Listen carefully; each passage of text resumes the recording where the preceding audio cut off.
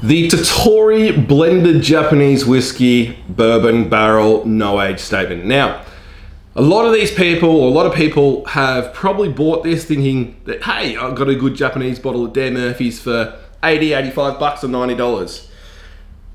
You may not know, and a lot of people do, especially watch this channel, more than likely, this is not Japanese whiskey. It's probably more than likely imported Scotch, Canadian whiskey, American whiskey, whatever it is, and bottled. There's probably some Japanese whiskey in it, but the big problem with Japanese whiskey, anything that's cheap under the $100, you're generally finding that it is actually not Japanese whiskey, not 100% made there. The laws have now changed. The laws were originally based in 1950 and it was very open. They could do a lot of different things with it, but they've just changed now. You have to produce everything in Japan, from water to barley to whatever they make it to, the wood and aging and bottling, for them to actually call it Japanese whiskey. So the next 3 years, when the laws come into effect and it all has to be updated, bottling is going to change. We're going to see some very interesting labels coming out, I can tell you that. One of the big ones, Nicker from the Barrel, is supposed to be Ben Nevis, imported Ben Nevis. So yeah, so interesting thing. So anyone that is looking to go to Dan Murphy's and buy Japanese whiskey, and you're thinking you're buying it as a present or something like that, if you're watching this video, perfect timing, because I'm going to tell you right now, before we get right into the tasting notes, buy a different blended Scotch. Go buy a single malt Scotch. Go buy even the Starward Nova for the similar money. You're going to get a much better flavor profile in it than what you've got here. But we'll get into it, because you know what? The flavor profile we have here may just be exactly what you're looking for.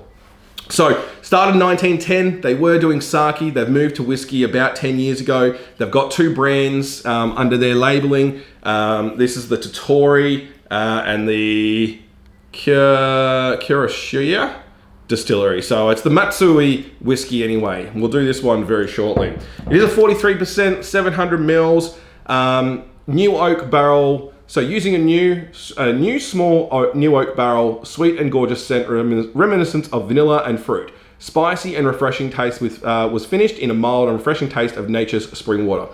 The cool thing the one thing I do like about this is that they do have their filtration system, or their water is actually supplied through volcanic rock. Now Lime Burners is a very similar company that does that in South Australia. Okay, so on the nose, you're getting a lot of that toffee, you're getting a lot of that bourbon barrel notes you would normally get. Very sweet. Very bit earthy. I always get a bit earthy on this. But the taste for me,